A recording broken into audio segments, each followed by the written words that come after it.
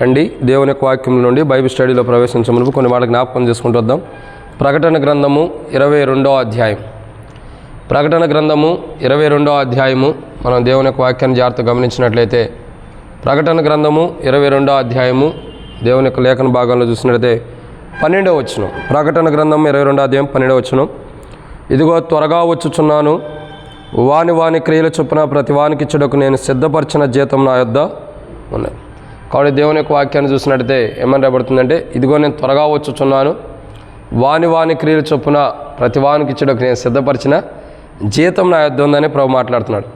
మరొక విషయం ఏంటంటే, రండి అపోస్తలుడైన పౌలు హెబ్రీయులకు రాసిన పత్రిక, అపోస్తలుడైన పౌలు హెబ్రీయులకు రాసిన పత్రిక 10వ అధ్యాయం 37వ వచనం. అపోస్తలుడైన పౌలు హెబ్రీయులకు రాసిన పత్రిక 10వ అధ్యాయం 37వ వచనం. ఇక కాలము బహు కొంచెముగా ఉన్నది, వచ్చుచున్నవాడు ఆలస్యం చేయకొచ్చు. కాబట్టి ఈ రెండు మాటలు మనం దేవుని యొక్క వాక్యాన్ని చూసినట్టయితే ప్రకటన గ్రంథము 22వ అధ్యాయం 12వ వచనంలో నేను త్వరగా వస్తున్నాను ప్రభు అన్నాడు. అదే రీతిలో ఇక్కడ చూసినట్టయితే మరి అపోస్తలుడైన పౌలు హెబ్రీయులకు రాసిన పత్రిక 10వ అధ్యాయం 37వ వచనంలో రాయబడిన మాట ఏంటంటే, వచ్చుచున్నవాడు ఆలస్యం చేయకుండా వస్తాడని మనం దేవుని యొక్క వాక్యాన్ని చూసాం. అయితే ఈ రెండిట్లో మనం చూసినటువంటి సుదీర్ఘమైన మాట ఏంటంటే, ప్రభు రాకడ సమీపిస్తుంది, యేసుక్రీస్తు ప్రభువారు త్వరగా వస్తున్నాడు అన్న దానికి మనకు బయలుపరుస్తున్నటువంటి మాటలు, బయలుపరచబడిన మాటలు. ఆయన త్వరగా రాబోతున్నాడు. అయితే దేవుని యొక్క వాక్యాన్ని జాగ్రత్త గమనించినట్టయితే ఇక్కడ ఒక మాట రాయబడుతుంది. ఏమనంటే, యేసుక్రీస్తు ప్రభువారు త్వరగా వస్తానన్నాడు, భక్తులు కూడా చెబుతున్నాడు ఆయన త్వరగా వస్తాడని. మరి ప్రభు రాకడ ఎందుకు ఆలస్యం అవుతుందంటే 7 విషయాలు. దాంట్లో మొదటి మాట ఏంటంటే, రోమాపత్రిక 11:25 ప్రకారం ఇశ్రాయేలుకి కఠినమైన మనసు ఉంది, అది మారాలి. రెండో మాట రోమా 11:25 ప్రకారం అన్ని జనుల యొక్క లెక్క ఇంకా సంపూర్ణం అవ్వాలి. అందుకని ప్రభు రాకడ ఆలస్యం అవుతుంది. మొదటిగా ఇశ్రాయేల్ కఠినమైన మనసు మారాలి ప్రభు రావాలంటే. తర్వాత అన్ని జనుల యొక్క లెక్క సంపూర్ణం అవ్వాలి. మూడవదిగా తండ్రి అంటే ఆయన దీర్ఘశాంతుడు, తండ్రి ఓపికతో ఉంటాడు కాబట్టి ప్రభు రాకడ ఆలస్యం అవుతుంది. 4 అందరూ మారుమనసు పొందాలి, అంటే ప్రతి ఒక్కరూ మారుమనసు పొందాలి కాబట్టి ప్రభు రాకడ ఆలస్యం అవుతుంది. దేవుని చిత్తంలో ఉండవాలి. ఇక ఎవరెవరు మారుమనసు పొందాలనేది మనం చూస్తూ వచ్చాం. 5వది చూసినట్టయితే కృపాకాలం. ఇది 2 పేతురు 3:9 మూడవ మాట ఏంటంటే తండ్రి దీర్ఘశాంతుడు. 4వ మాట 2 పేతురు 3:9 ప్రకారం అందరూ మారుమనసు పొందాలి. 5వ మాట ఏంటంటే యోహాను సువార్త 1వ అధ్యాయం 17వ వచనం కానీ అపోస్తలుడైన పౌలు తెస్సలోనికీయులకు రాసిన మొదటి పత్రిక 4వ అధ్యాయం 17వ వచనం ప్రకారం కృపాకాలం ఇంకా ముగించబడాల. సో అందుకని ప్రభు యొక్క రాకడ ఆలస్యం అవుతుంది. ఇక 6వ విషయం చూసినట్లయితే ఆదికాండం 24:7, యోహాను సువార్త 14:16 ప్రకారం పరిశుద్ధాత్ముడు ఇంకా సంఘాల్లో పనిచేస్తున్నాడు కాబట్టి ప్రభు రాకడ ఆలస్యం అవుతుంది. ఇక 7వ విషయం ఏంటంటే మత్తయి సువార్త 24:36 ప్రకారం తండ్రికి తప్పగా, అంటే ప్రభు ఎప్పుడు రావాలన్నది ప్రభుకు కూడా తెలియదు, తండ్రికి మాత్రమే తెలుసు. సో ప్రభు అయినటువంటి ప్రభువుకి తండ్రి ఆజ్ఞాపించినప్పుడు వస్తాడు. సో ఎప్పుడు రావాలనేది తండ్రికి మాత్రం తప్పగా కుమారుడికి కూడా తెలియదు. సో ఈ 7 కాన్సెప్ట్లను బట్టి, 7 యొక్క అనుభవాలను బట్టి, 7 యొక్క విషయాలను బట్టి ప్రభు రాకడ ఆలస్యం అవుతుంది. ఇంకా చాలా విషయాలు ఉన్నాయి కానీ మనం 7 చూస్తున్నాం బైబిల్ స్టడీ. సో ఈ 7 అంతల అనుభవాన్ని బట్టి ప్రభు రాకడ ఆలస్యం అవుతుంది. అయితే దీంట్లో మనం చూసినట్టయితే ఇశ్రాయేల్ కఠినమైన మనసు ఉండాలి. అసలు ఇశ్రాయేల్కి కఠినమైన మనసు ఏ విషయాల్లో ఉందన్నది 7 విషయాలు చూసాం. 2 అన్ని జనుల యొక్క లెక్క ఇంకా సంపూర్ణం వల్ల, అసలు అన్ని జనులు అంటే ఎవరు, వాళ్ళ జీవితాలు మార్చుకోవాలి, వాళ్ళు ఎవరు అన్నది 7 విషయాలు చూసాం. తండ్రి దీర్ఘశాంతుడు, ఆయన దీర్ఘశాంతుడు, ఎటువంటి విషయాల్లో దీర్ఘశాంతుడు అన్నది 7 విషయాలు చూసాం. తర్వాత అందరూ మారుమనసు పొందాలి. సో ఎవరు మారుమనసు, దేని కొరకు మారుమనసు పొందాలన్నది 7 విషయాలు చూసాం. కృపాకాలం ఇంకా ముగించబడాల. కృపాకాలం గురించి ఇప్పటివరకు ఎన్ని విషయాలు చూసాం? కృపాకాలంలో ఇది 5వ మాట కాబట్టి కృపాకాలం అన్నది 5వ మాట. 5 మాటలకు 7 విషయాలు అంటే 7వ మాటలో మొదటి మాటని గత వారం చూస్తూ వచ్చాం. ఈ వారం 2వ మాటను చూస్తాం. తర్వాత 6వ మాట ఏంటి? పరిశుద్ధాత్ముడు సంఘాల్లో పనిచేస్తున్నాడు 7, తండ్రి తప్ప కుమారుడు తెలియదు. సో మొదటి 7 మాటలకు 7 ఏంటో 49 మాటలు చెబుతూ వచ్చాం. అట్లా 4 కంప్లీట్ అయింది. సో ఈ 5వ చూస్తున్న మాట ఏంటంటే, 5వ మాట ఏంటంటే కృపాకాలం ఇంకా ఉంది. భూమి మీద ఉన్న కృపాకాలము ఏం చేస్తుందంటే కృప కరుణిస్తుంది. ఇది మొదటి మాటను చూస్తూ వచ్చాం గత వారం. వేటి నుండి కరుణిస్తుందంటే ఇరుకుల్లో ఉన్నవారిని కరుణిస్తుంది. ఎవరినంటే తర్వాత చెరలో ఉన్నవారిని కరుణిస్తుంది. తర్వాత అవిధేయులైన వారిని కరుణిస్తుంది. తర్వాత విమోచన విషయంలో, అంటే విమోచన లేని వారికి సంపూర్ణమైన కరుణిస్తూ సంపూర్ణమైన విమోచన ఇస్తుంది. తర్వాత 5 ఆయన కడుపులో వేదన తెచ్చిన వారికి కూడా కరుణిస్తున్నాడు. 6 పాపం చేసిన వారికి. 7 చెదరగొట్టబడిన వారిని. వీళ్ళు 7 అంతల అనుభవం కలిగినటువంటి వారిని ప్రభు ఏం చేస్తున్నాడంటే కరుణిస్తున్నటువంటి అనుభవాన్ని మనం చూస్తూ వచ్చాం. 7 అంతల అనుభవం కలిగినటువంటి ప్రజల్ని ప్రభు ఏం చేస్తున్నాడు? కరుణిస్తున్నాడు. అయితే దేవుని యొక్క వాక్యాన్ని జాగ్రత్తగా అర్థం చేసుకున్నట్లయితే ఈ 7 అంతల అనుభవాన్ని గత గురువారం మనం ధ్యానిస్తూ వచ్చాం బైబిల్ స్టడీ అప్పుడు.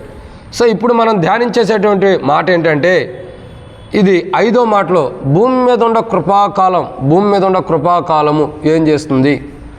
సో కృపాకాలం గురించి మనం చేస్తున్నాం. భూమి మీద ఉన్న కృపాకాలం, భూమి మీద ఉన్నటువంటి కృప దాని కాలం ప్రకారం ఇంకా రాలేదు కాబట్టి కృపాకాలం అంటే ఎలా ఉంటుంది అని అంటే గత గురువారం మనం చూసాము. ఏమని చూస్తూ వచ్చాము? కృపాకాలం అంటే ఏంటది? అది కరుణించేదిగా ఉంది. కృప అంటే ఏం చేస్తుంది? కరుణిస్తుంది. దేవుని యొక్క కృపాకాలం ఎలాంటిదంటే కరుణించేది. రెండో మాట ఏంటంటే మనం ఇప్పుడు చూస్తున్నటువంటి రెండో మాట రండి, కీర్తనల గ్రంథము 6వ అధ్యాయం 4వ వచనం. కీర్తనల గ్రంథము 6వ అధ్యాయము 4వ వచనంలో ఒక మాట రాయబడుతూ వచ్చింది, మనం చదువుకుందాం. కీర్తనల గ్రంథం 6వ అధ్యాయం 4వ వచనం. కృప ఏం చేస్తుంది? భూమి మీద ఉన్న కృప ఏం చేస్తుందంటే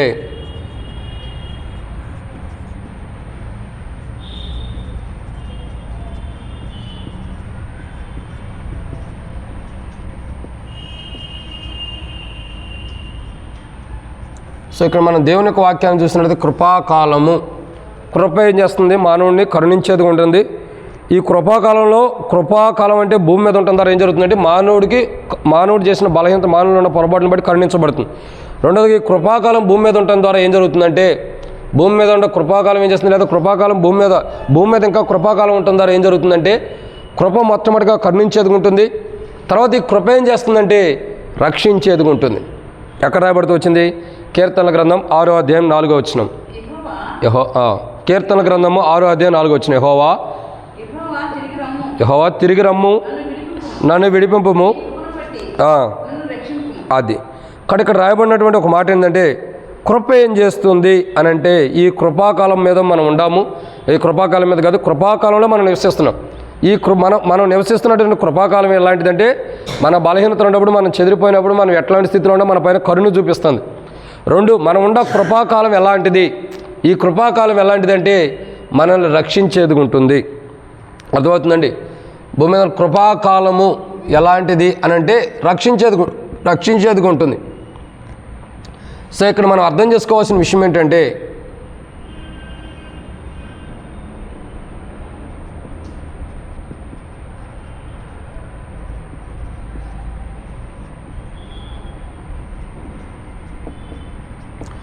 సో కృపాకాలం ఎలాంటిది అని అంటే రెండో మాటను మనం చూస్తున్నాము. మొట్టమొదటిది అయిపోయింది. ఇక్కడ రెండో మాటను మనం జ్ఞాపకం చేసుకున్నట్లయితే రెండో విషయం ఏంటంటే కృపాకాలం గురించి రెండో మాటను మనం చూస్తున్నాం. సో ఈ కృపాకాలం ఎలాంటిది, ఏం చేస్తుందంటే మొట్టమొదటిగా కృప మనల్ని కరుణించేదిగా ఉంటుంది. రెండు, కృప ఏం చేస్తుందంటే రక్షించేదిగా ఉంటుంది. ఏం చేస్తుంది? రక్షిస్తుంది. సో మానవుడిని ఎక్కడి నుండి రక్షిస్తుంది, లేదా ఏ స్థితిలో ఉన్న మానవుడిని రక్షిస్తుందంటే, మనం దేవుని యొక్క వాక్యం చూసినట్టయితే ఏ స్థితిలో,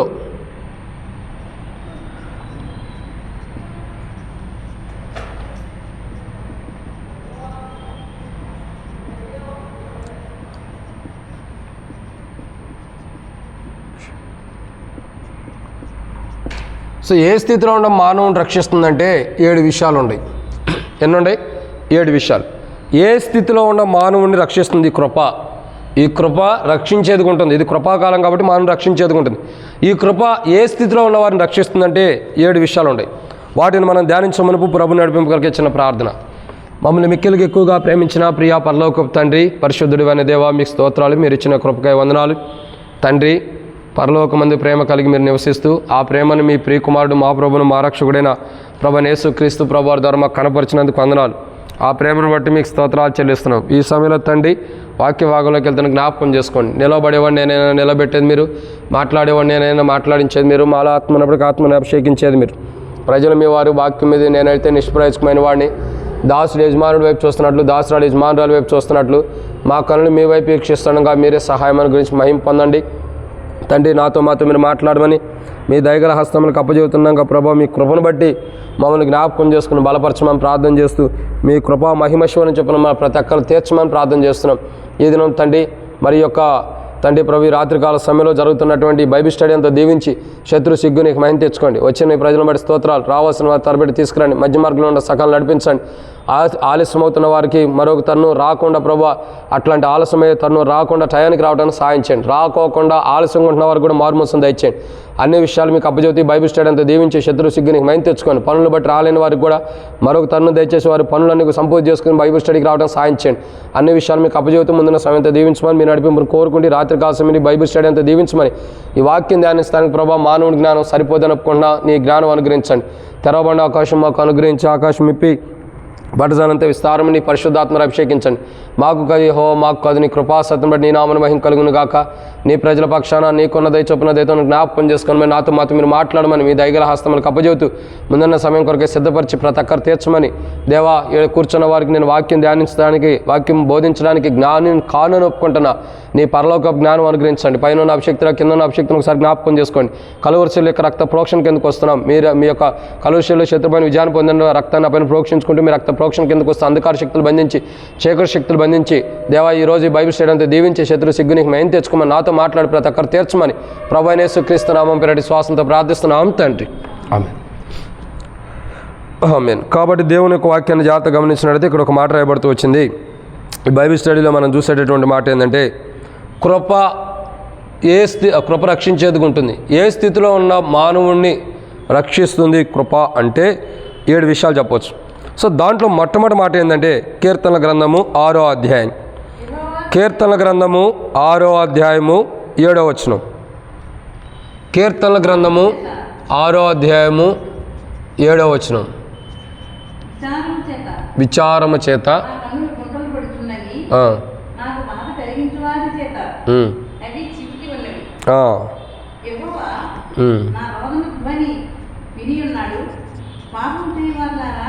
మీరందరూ నా యుద్ధం నుండి తొలగిపోండి.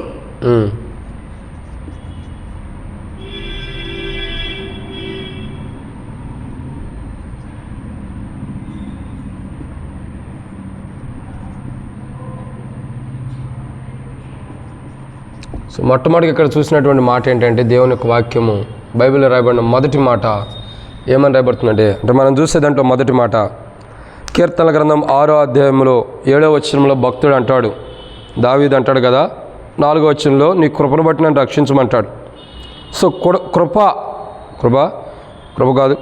కృప ఎవరిని రక్షిస్తుంది అని అంటే మొట్టమొదటిగా నాకు బాధ కలిగించే వారి చేత అవి చెవికి ఉన్నాయి. సో ఎవరైతే బాధల్లో ఉండారో అటువంటి వారిని కృప రక్షించేది ఉంటుంది. సో ఇక్కడ అర్థం చేసుకోవాల్సిన అంశం ఏంటంటే మన జీవితాల్లో మనకి ఎన్నో బాధలు ఉంటూ ఉంటాయి. మన జీవితాలు ఉదయం లేచిన కాడి నుంచి రాత్రి పండుకునేంత వరకు కూడా ఉదయం పడకల మీద నుంచి లేచిన కాడి నుంచి మరి ఉదయం పడకల మీద నుంచి లేచి పడకల మీద కృపావార్త విన్న కాడి నుంచి ఎన్నో బలహీనతలు మనకి వెంటాడుతూ ఉంటాయి. రాత్రి మరలా పడకలకి వెళ్ళేంత వరకు కూడా ఎన్నెన్నో బాధలు. ఒక బాధ కాదు, వింతైనటువంటి ఇంకా చెప్పాలంటే మనం విచారించేటటువంటిది బాధపడేటువంటివి ఎన్నో బాధలు మనల్ని వెంటాడుతూ ఉంటాయి. సో ఇక్కడ బైబిల్ ఏమంటుందంటే ఈ కృపాకాలం భూమి మీద ఉంది. సో భూమి మీద కృపాకాలం ఉంటుందా ఏం జరుగుతుందంటే మానవుని కరుణించే విధానం గత వారం చూస్తున్నాం. ఎటువంటి మానవుడిని ఎక్కడి నుంచి కరుణిస్తుంది అన్నది. ఈ కృపాకాలం ఏం చేస్తుందంటే మానవుని రక్షిస్తుంది. సో ఎక్కడి నుంచి రక్షిస్తుంది? బాధ నుండి రక్షిస్తుంది. సో ఏ బాధ నుండి రక్షిస్తుందంటే ఈ కృపాకాలం మానవుడు బాధలు ఉండేటువంటి వ్యక్తికి బాధలు కలిగిన వారిని కృప రక్షిస్తుంది. సో బాధలు కలిగిన వారు ఎవరు? ఈ లోకంలో సహజమైన బాధలే కాదు, కానీ రేపటి దినాన బాధపడకోకుండా ఉండటానికి కూడా కృప మనం రక్షించేదుకుంటుంది. ఈరోజు బాధల నుండి మనం రక్షించబడుతున్నాం. దేహానికి వచ్చే బాధలు, శరీరానికి వచ్చే బాధలు, ఇంకా చెప్పాలంటే మన యొక్క ఏమంటారు మనసు గుచ్చుకునేటటువంటి బాధలు కొన్ని మనం అనుభవిస్తూ వస్తాం. సో ఎటువంటి బాధల్లో మనం అనుభవించినా, ఎటువంటి బాధలను బట్టి మనం జీవిస్తున్నా రేపటి దినమున మనం బాధపడకోకుండా ఉండటానికి, ఆ బాధ నుండి మనల్ని రక్షించడానికి కృప మనకి ఇంకా సమీపంగా ఉంది. ఈరోజు మనం కృపాకాలంలో ఉండం. ఎందుకంటే రేపటి దినాన్ని మనం బాధపడకూడదని. ఈరోజు బాధపడుతున్న మనల్ని కృప ఆదరిస్తుంది. మనం ఆదరించబడుతున్నాము. ఈరోజున్న బాధల నుండి ఆ కృప ద్వారానే మనం ఆదరించబడుతున్నాం, రక్షించబడుతున్నాం. ఈ కృప మనల్ని ఏం చేస్తుందంటే మనం రక్షించేదుకుంటుంది. ఏ బాధలైతే మనం భరిస్తున్నామో, ఎట్టి బాధలైతే మనం కూరిపోయి ఉన్నామో ఆ బాధలని మనం రక్షిస్తుంది. ఈ కృప ఇంకా ఎందుకు భూమి మీద ఉందంటే రేపటి దినాన దేవుని రాజ్యానికి వెళ్ళకోకుండా నరకంలోకి వెళ్ళి బాధపడకోకుండా ఉండటానికి, ఇంకా అనేకులు బాధపడకుండా ఉండటానికి వారి బాధల నుండి రక్షించడానికి కృప భూమి మీద ఉంది. ఎందుకుంది? అనేక మంది బాధపడుకోకుండా రక్షించబడటానికి. ఇక్కడ అంటాడు భక్తుడు, బాధలు కలిగింది, బాధలో ఉన్నవారికి కృప అవసరం. అయితే రేపటి దినాన్ని బాధించబడుకోకుండా ఉండటానికి కూడా కృప కావాలి. బాధించబడటానికి కాదు, బాధించబడుకోకుండా ఉండటానికి కూడా కృప అవసరం. రేపటి దినాన్ని మనం బాధించబడకూడదంటే, రేపటి దినం మనం బాధపడకూడదంటే, రేపటి దినం మనం దుఃఖపడుకోకుండా ఉండాలంటే, రేపటి దినం మనం బాధపడుకోకుండా నివసించాలంటే మానవుడికి కావాల్సింది ఏంటి? కృప. ఇది మనం చూస్తున్నాం. యోహాను సువార్త 1వ అధ్యాయం 17వ వచనంలో కృప గురించి మనం చూస్తున్నాం. అదే 1 తెస్సలోనికీయులకు రాసిన పత్రిక 4:17లో సంఘం ఎత్తబడక మునుపు ఏముంది? కృపాకాలం ఉంది. ఈ కృపాకాలం యోహాను సువార్త 1వ అధ్యాయం 17వ వచనంలో కానీ, అపోస్తలుడైన పౌలు తెస్సలోనికీయులకు రాసిన మొదటి పత్రిక 4వ అధ్యాయం 17వ వచనంలో కానీ రాయబడినటువంటి కృప. ఈ కృపాకాలం ఎలాంటిదంటే, ఈ కృపాకాలమే మానవుని కనికరిస్తుంది. మానవుల్లో ఏమి ఉండగానే మానవుని కనికరిస్తుంది.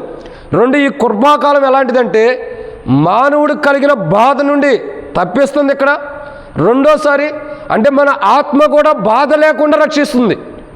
మన ఆత్మ బాధపడుకోకుండా, మన ఆత్మ ఏ బాధల్లో ఉండకోకుండా. బాధ ఎక్కడ ఉంటుంది? బైబిల్ రాయబడుతూ వచ్చింది. బైబిల్ రాయబడుతున్న మాట ఏంది? మన్ను అనేది వెనకడం వల్లనే మరలా భూమి చేరును, ఆత్మ దాన్ని దయచేసిన దేవుని ఏదో చేరును. అక్కడ ఆత్మ ఎక్కడికి వెళ్తుంది? దేవుని దగ్గరికి వెళ్తుంది. దేవుని దగ్గరికి వెళ్తుంది. ఎందుకు వెళ్తుంది? 1 బహుమానం పొందడానికి, 2 తీర్పు పొందడానికి. ఆత్మ మన్ను అనేది మరలా తిరిగి భూమి, శరీరం మన్ను అయిపోతుంది. ఆత్మ ఎక్కడికి వెళ్తుంది? ఆత్మ మన్ను అయిపోట్ల, మనవటంగా దేవుని దగ్గరికి వెళ్తుంది. దేవుని దగ్గరికి ఎందుకు వెళ్తుంది? 2 కోణాలు ఉన్నాయి. ఒకటి దేవుని యొక్క బహుమానం కొరకు మొదటిది, 2 దేవుని యొక్క తీర్పు కొరకు. ఇదేం వెళ్తుంది? ఆత్మ, స్పిరిట్. సో ఇక్కడ దేని కొరకు వెళ్తుంది?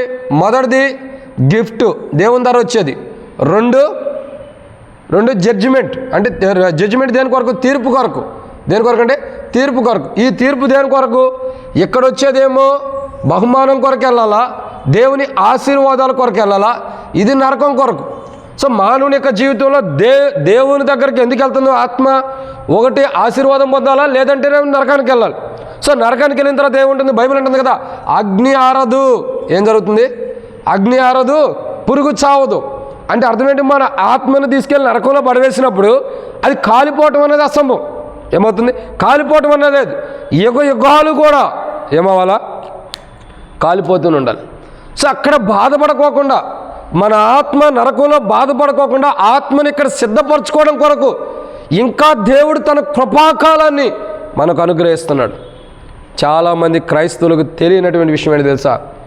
మనం కృపాకాలంలో ఉండం, మనం ఏం చేసినా నడిచిపోతుంది, ఎలా ఉండా నడిచిపోతుంది. అన్యులనే కాదు, దేవుని బిడ్డలనే కాదు, దేవుని బిడ్డలే కాదు, అన్యులనే కాదు.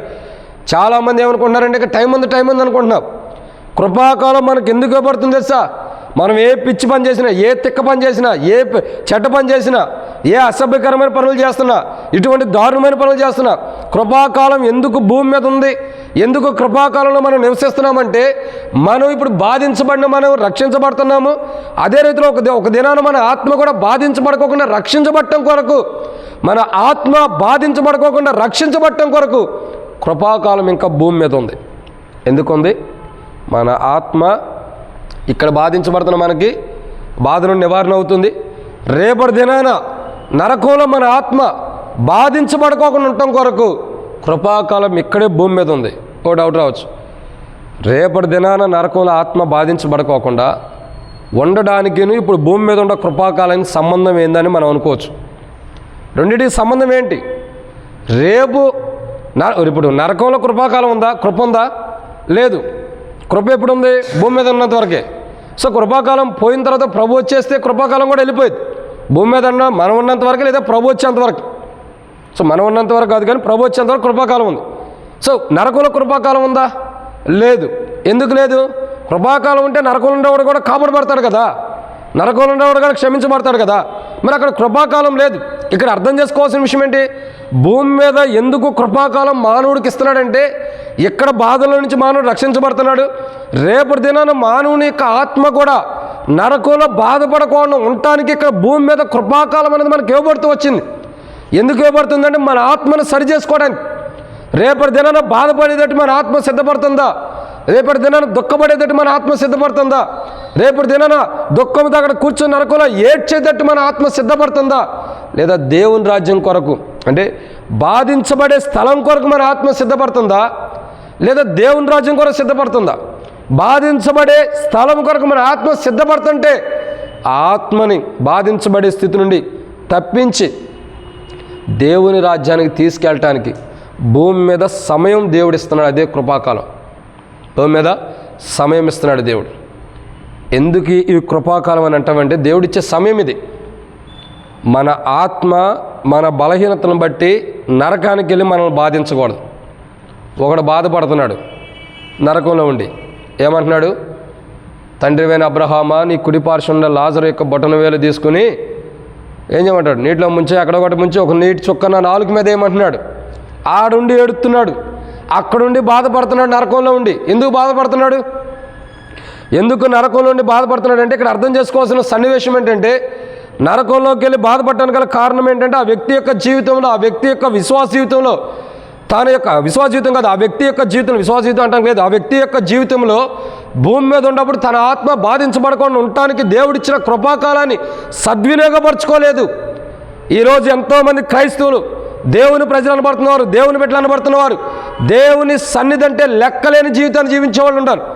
అనేక మంది దేవుని సన్నిధికి రారు, దేవుని మందిరానికి రారు. సమయాన్ని, కాలాన్ని ఆ దినాల్లో వీధుల్లో వెళ్ళబుచ్చినట్టుగా సమయాన్ని వ్యర్థంగా, కాలాన్ని వ్యర్థంగా వీధుల్లో వెళ్ళబుచ్చేటటువంటి క్రైస్తవులు ఎంతోమంది నేటి దినాల్లో మందిరాల్లో ఉంటూ వస్తున్నారు. ఎంతోమంది మందిరాల్లో ఉంటూ వస్తున్నారు. కాలాన్ని, సమయాన్ని ఖాళీగా వెళ్ళబుచ్చేవారు. దేవుడు వారి కొరకు ఎందుకు సమయం ఇస్తున్నాడంటే, దేవుడు సమయం ఇవ్వడానికి గల కారణం ఏంటంటే మన ఆత్మ నరకంలో కాలిపోకుండా ఉండటానికి భూమి మీద ఉన్నప్పుడు మనకు సమయం ఇస్తున్నాడు. మారండి, ఆత్మ నరకంలోకి వెళ్ళిపోయి బాధించబడకుండా ఉండటానికి మార్పు చెందండి, మిమ్మల్ని రక్షించాలి అంటే మన ఆత్మ నరకంలోకి వెళ్ళి బాధించబడకోకుండా ఉండటానికి ఇక్కడే రక్షించడానికి మనకు సమయం ఇస్తున్నాడు కృపాకాలం. కృపాకాలం ఏం చేస్తుంది? భూమి మీద ఉండి మనల్ని కరుణిస్తుంది, మనల్ని రక్షిస్తుంది. మన ఆత్మ నరకంలోకి వెళ్ళి బాధపడుకోకుండా, మన ఆత్మ నరకంలోకి వెళ్ళి దుఃఖపడకుండా ఉండటానికి, ఇక్కడే మన ఆత్మని కాపాడటానికి, ఇక్కడే మనం సరిచేయటానికి కృపాకాలం మనకు అనుగ్రహించబడుతూ వస్తుంది. ఈరోజు చాలామంది విశ్వాసులకి ఈ కృపాకాలం గురించి తెలియదు. కొంతమంది నేను చెప్తా, గుర్తుపెట్టుకోండి. మందిరానికి వచ్చేవాళ్ళు కానీ ఆగిపోయే వాళ్ళ చరిత్రలు కొన్ని ఉంటాయి. అది కొద్దిగా బాధగా అనిపించినా చెప్పేది మటుకు మనం హృదయానికి స్వీకరించాల్సిందే.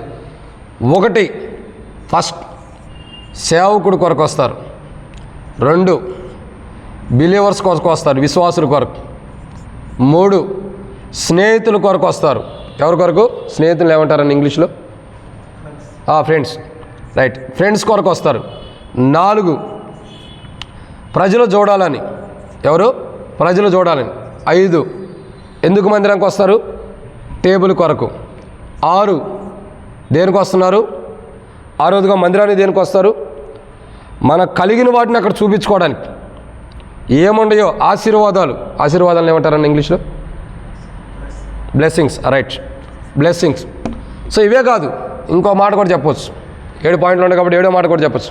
మందిరానికి ఎందుకు వస్తారు? ఇంకా క్రమం తప్పిపోకుండా ఈరోజు ఆదివారం కాబట్టి అని వస్తారు. ఏమని వస్తారు? సండే కాబట్టి.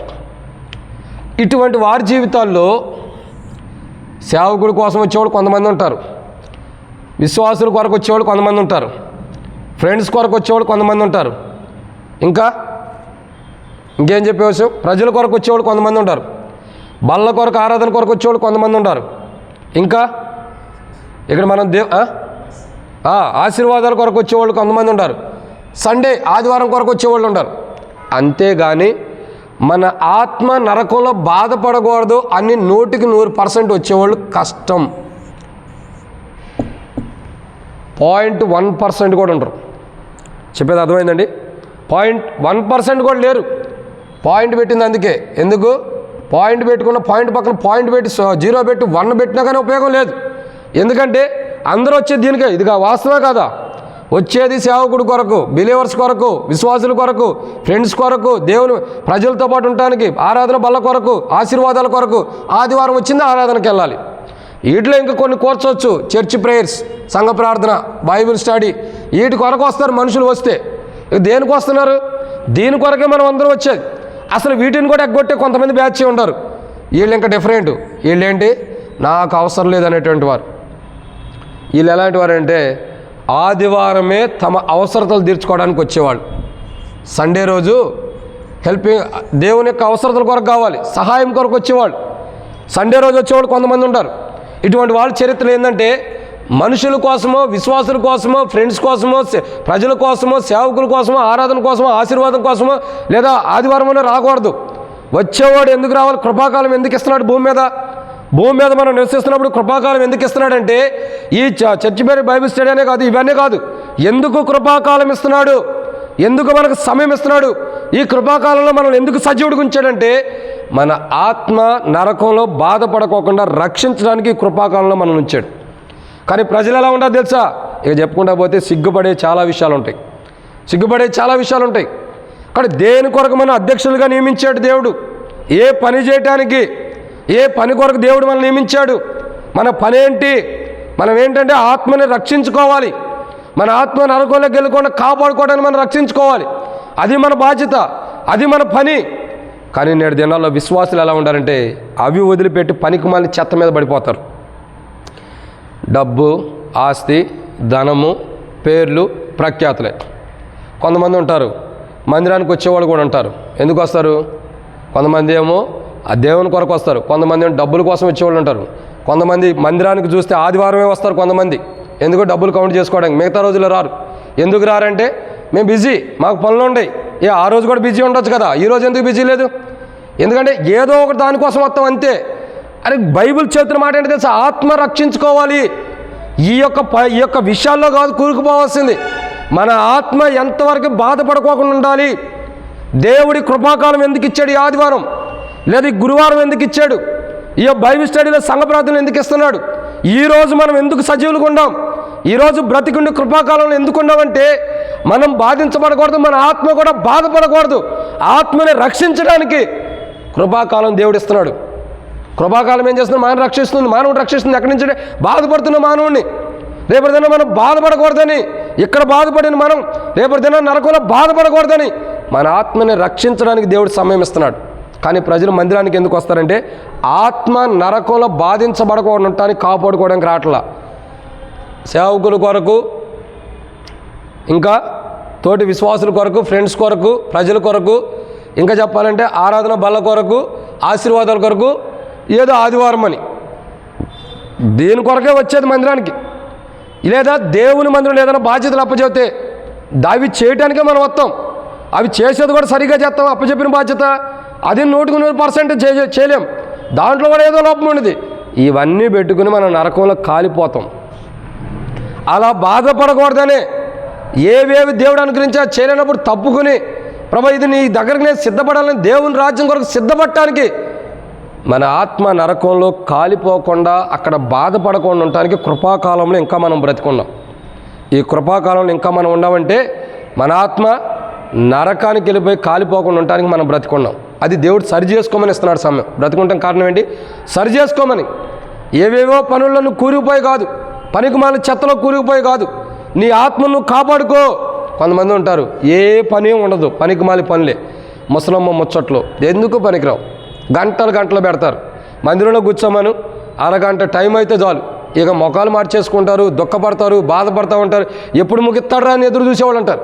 బయటికి వెళ్ళి ముచ్చట్లు పెట్టమను 5 గంటలైనా కూర్చుంటాం. ఎందుకని? దానికి ప్రాధాన్యత ఇస్తున్నాం. కానీ పనికి మాలిన చెత్తకి ఈ రోజుల్లో ఫోన్లు ఎక్కువైపోయినాయి. ఫోన్లో మీటింగ్లు, సభలు ఎక్కువైపోతూ వచ్చినాయి, రాజకీయాలు ఎక్కువైపోతూ వచ్చినాయి. వాటికి మనం సమయం ఇస్తున్నామే. కానీ దేవుని మందిరంలో దేవుడు మన ఆత్మ నరకంలోకి వెళ్ళిపోయి బాధించబడుకోకుండా ఉండటానికి దేవుడు తన సన్నిధిలో మనకి ఇచ్చిన కృపాకాలాన్ని మన ఆత్మని కాపాడుకోవడానికి మానవుడు దాని కొరకు ప్రయత్నిస్తలా. ఎప్పుడు ఆరాధన అయిపోయింది వెళ్ళిపోవాలా. మనకు ఆరాధన ఎలా ఉండాలంటే 10 గంటలు స్టార్ట్ చేయాలా, 11:15 కల్లా అయిపోవాలి. నేను చెప్పింది అర్థమైందా? 10 గంటలకు ఆరాధన స్టార్ట్ చేయాలి. 11:15 కల్లా అయిపోయింది అనుకో, మంచి సేవకుడు త్వరగా ముగిచ్చాడు. ఇంకా అక్కడ రావటం దేనికి? ఆరాధనకి. ఏమింటున్నాం? బల్ల దగ్గరికి ఎందుకు వస్తున్నాము? దేవుని సన్నిధికి ఎందుకు వస్తున్నాం? కొంతసేపు గడిగితే నా ఆత్మ నరకంలో బాధపడకుండా ఉండటానికి ఏదో ఒక అవకాశం దేవుడు చూపిస్తాడేమో.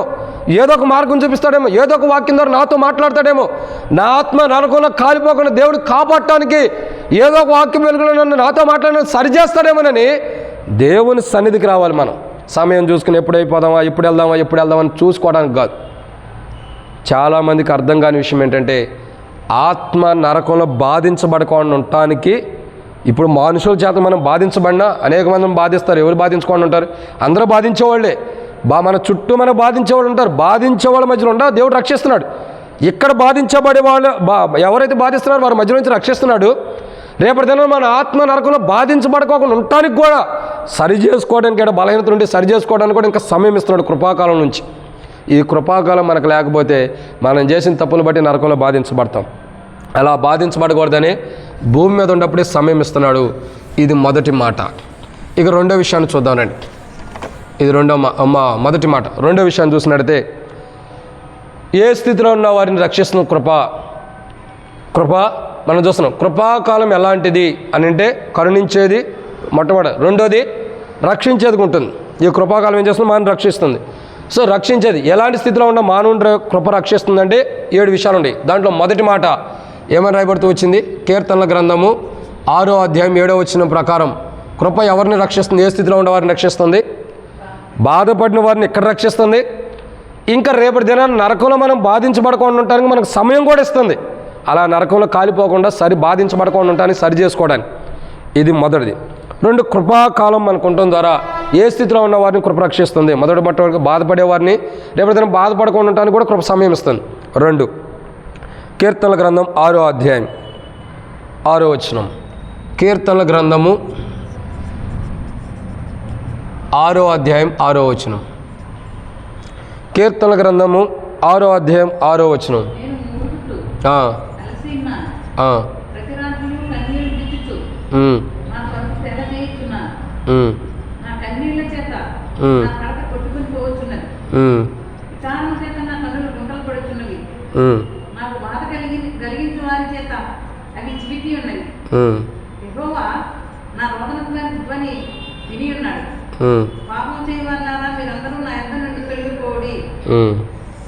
చాలా రెండో విషయాన్ని మనం చూస్తున్నాం.